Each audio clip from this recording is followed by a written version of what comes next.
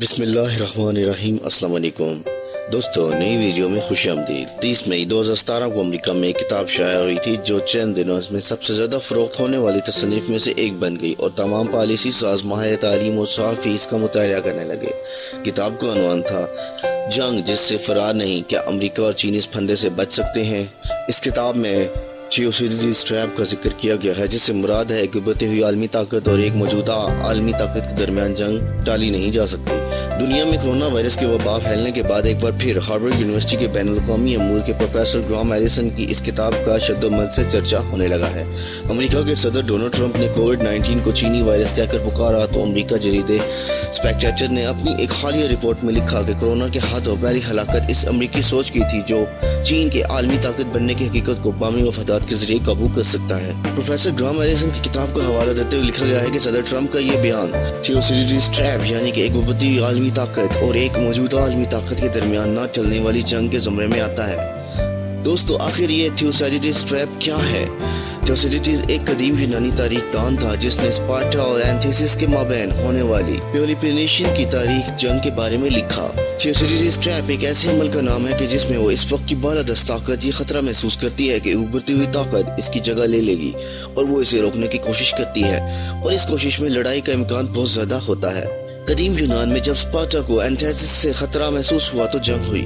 Professor gram Allison نے 500 برس کی تاریخ کو چھان کر ایسی 16 مثالوں کی نشاندہی کی جن میں ابھرتی ہوئی طاقتوں نے پہلے سے ہی موجود طاقت کا سامنا کیا۔ 16 میں سے 12 کا نتیجہ جنگ کی صورت میں نکلا۔ اس کتاب میں برطانیہ اور جرمنی کی مثال بھی ہے۔ جب 20ویں صدی میں جرمنی برطانیہ سے آگے بڑھنے والا تھا تو بوسنیا کے شہر سراجیو میں ایک معمولی سی شاہی خاندان کے افرادی قتل سے جنگ شروع ہو گئی، جسے دنیا آج دوسری عالمی جنگ کے طور پر بھی یاد کرتی ہے۔ پروفیسر ایلیسن کا کہنا ہے کہ امریکی اور چین کی رقابت عالمی تعلقات کا ایک فیصلہ کن مرحلہ ہے۔ جب 26 دسمبر 1991 کو سوویت یونین بکھر گیا تو امریکہ دنیا کی واحد سپر پاور بن کر ابھرا، تو امریکہ میں یہ سوچ پروان چڑھنے لگی کہ اب دنیا میں اس کے آگے کوئی نظریاتی حریف نہیں بچا۔ امریکی فلسفی فرانسس فوکویاما کا اینڈ آف ہسٹری یعنی کہ تاریخ کا اختتام کے عنوان سے ایک مضمون شائع ہوا جس کا لب باب کچھ یوں تھا کہ سوویت یونین کے اختتام سے آزاد خیالی یعنی کہ لبرلزم کا نظریاتی متبادل ختم ہو گیا اور انسانی تہذیب کے اہداف یعنی نمائندہ حکومتیں، آزاد منڈی اور صارفین سے چلنے والا کنزیومر کلچر حاصل ہو چکے ہیں۔ جب امریکی اہلکاروں نے کووڈ-19 کو پہلے ووہان وائرس اور پھر چینی وائرس کے نام سے تعبیر دی تو چین کی وزارت خارجہ کے ترجمان نے امریکہ کو منتبہ کیا کہ وہ چین کو گالی دینے سے پہلے اپنے کام پر دھیان دیں۔ چین کی وزارت خارجہ کے ایک اور اہلکار نے امریکہ کے لیے کچھ سوالات اٹھا دی اور امریکہ سے مطالبہ کیا کہ وہ اس امریکی فوجی جو ووہان میں فوجی مشقوں میں حصہ لینے آیا تھا اور ممکنہ طور پر وائرس کا نشانہ بنا، اس کے ٹیسٹ کے نتائج دنیا کو دکھائے۔ امریکی اہلکاروں کی جانب سے کووڈ-19 کو چینی وائرس کہے جانے کے بعد امریکہ میں چین کے سفیر نے امریکہ سے مطالبہ کیا کہ وہ اس وبا کو سیاسی رنگ نہ دیں۔ اس عالمی وبا کے دوران ایک نظریاتی بحث بھی جاری ہے۔ امریکہ جو لبرل ڈیموکریسی کا داعی ہے وہ چین کے نظام حکومت پر انگلیاں اٹھا رہا ہے، جس میں کرونا وائرس کے پھیلاؤ کو چھپانے کا الزام سر فہرست ہے۔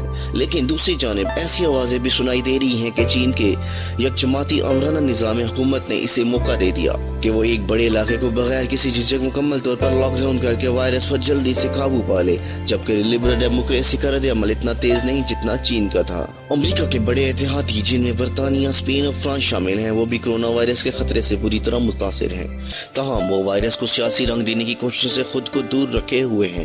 اور ابھی تک یہ بحث زوروں پر ہے کہ یہ وائرس کہاں سے آیا، کیا یہ قدرتی ہے یا انسان کا بنایا ہوا اور کسی لیبارٹری سے چاند پوچھ کر چھوڑا گیا ہے، یا غیر ارادی طور پر یہ لیک ہو گیا ہے۔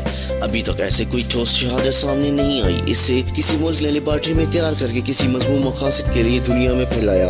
البتہ اشاروں کنائیوں میں الزام چین کی دہلیز پر دھرا جا رہا ہے۔ جب دنیا میں کرونا وائرس کی گرد بیٹھ جائے گی تو یقیناً امریکہ اس کے اتحادی اس کی طرف متوجہ ہوں گے اور ان کھربوں ڈالرز میں حصہ مانگیں گے جو چین نے مغربی معیشتوں کے ساتھ مل کر اکٹھے کیے ہیں۔